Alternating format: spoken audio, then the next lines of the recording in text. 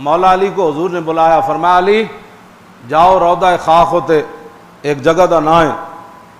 فرمایا اتھے ایک زنانی جا رہی، وہ زنانی نو نپ کے لیاؤ تے وہ کولے خط تے وہ بھی نپ کے لیاؤ۔ پہنچے تو زنانی اسے مقام تے جا رہی سی جدہ حضور نے نہ لیا سی، وہ میں اونٹ دی نکیل نپ رہی، اونٹ نو بٹھا دیتا، میں کہا خط سن سے، پھر اقبال بولیا کہنے لگا جلال عشق و مستی نئے نوازی، اور جلال عشق و مستی بے نیازی، اور کمال عشق و مستی ظرف حیدر۔ ہاں جدو عشق تے مستی کمال ہوتے ہوئے پھر اگر مگر نہیں ہوندی، چونکہ ایسے تھا تو چونکہ ایسے تھا، تو وہ عورت تھی تو علی اس کی تفتیش نہیں کر سکتا تھا، تو یہ نہیں کر سکتا تھا۔ آپ نے فرمایا خط کٹ، خط کٹ، انہوں نے کہا خط تے کوئی نہیں۔ اقبال کہندا زوال عشق و مستی حرف راضی، اقبال کہندا جس بندہ حضور دی عزت دی گل آوے تے چونکہ چناچے کرے تے سمجھ لویں تے نہ عشق تے نہ مستی ہے،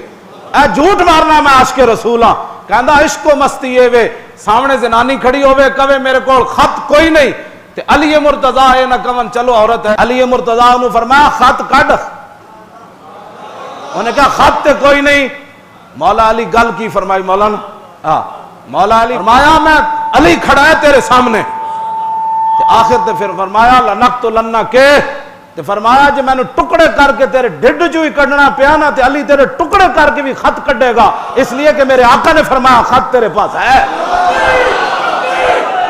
یہ ہے علی، یہ ہے علی۔ جب حضور کی بات آ گئی بات ختم ہو گئی، فلاں بھونک رہا تھا تو فلاں بک رہا تھا، کیوں جی مولوی خادم کی کیا ہے، کسی پیر کی کیا ہے، کسی پروفیسر، کسی دنیا دار، کسی فلانے، کسی چوڑے چمار کی کیا حیثیت رہ جاتی ہے؟ جب حضور کی بات آ گئی علی نے فرمایا بس، حضور نے فرما دیا تیرے پاس ہے، خط تجھے دینا پڑے گا، یہ علی کھڑا ہے۔ انہیں پھر ایک جوڑے میں جو کٹ کے دیتا، انہیں کہا واقعی خط ہے، تیرے منہ سے جو بات نکلی وہ ہو کے رہے، کیوں جی؟